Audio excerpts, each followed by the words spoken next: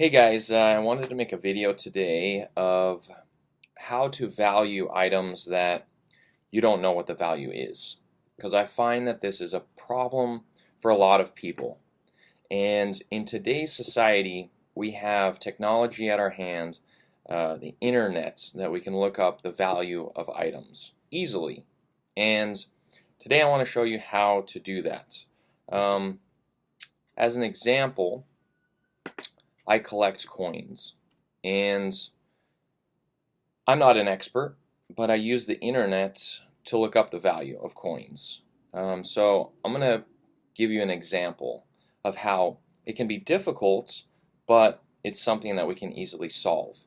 So I'm going to show you two coins, and I want you to figure out which one you think is worth more. So the first one is a tetradrachm that I purchased years ago from a friend. I sent this in, made sure it was authentic, it was graded, it came back to me. So this is a tetradrachm from the 2nd to 1st century BC, and it is graded fine. Sorry, it's backwards in the computer, I know that, so it's kind of hard to read. So that's the front of it. This is the back of it. Cool owl. Alright, and then the second is a quarter that you may be familiar with. It's a Washington quarter. Alright. So which do you think is worth more? Well, the fact is, I paid almost exactly the same for both. The tetradrachm I paid for 200. With it being graded, authenticated, it's probably worth around 300. You're probably thinking now, wow, that means he paid $300 or $200 for the other quarter. That's right, I paid 200 for the Washington quarter. So basics of collecting coins, just like anything else, is rarity, condition. Those are the two biggest factors. The tetradrachm, I was shocked when I found out it was only worth, maybe $300 graded, because it's not in the best condition. It's not mint. It's fine, which is the lower level of the grading system. And even though it's thousands of years old, they produced a lot of them. You can purchase these on eBay, same amount of money. They have appreciated over time, and they're full of silver. I mean, this is silver. And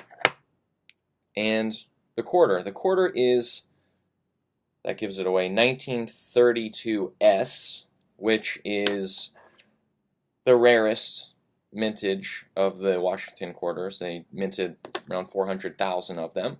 And condition is a big part. This one, I feel, is close to uncirculated. It should be uncirculated at that price. I think it was probably cleaned once I got it. I don't know if it was worth the purchase. But I know it's in a lot better shape than the fine or the extreme fine.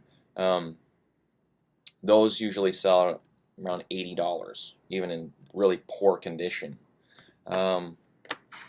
So how would you know what the price is before purchasing it, unless you were an expert and you knew all the facts and the figures? Well, one way I look up the value of any item is on eBay, and that can be a good thing and it can be a bad thing. When you go on eBay and you search for prices, you can actually choose completed items and sold items, because people will put ridiculous prices on eBay. For instance, they could put those same coins on there for $1,000, and some schmuck may go on there and purchase one thinking it's worth that much.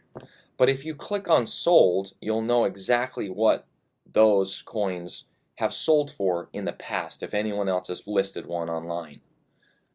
This is the best tool that anyone can use if you don't know what you have. And I come across people all the time that I tell them, I like to collect coins, and they say, oh, I inherited a big collection, but I don't know what they're worth. I didn't know what to do with them. And it's funny because something so simple that they can do is, within arm's reach.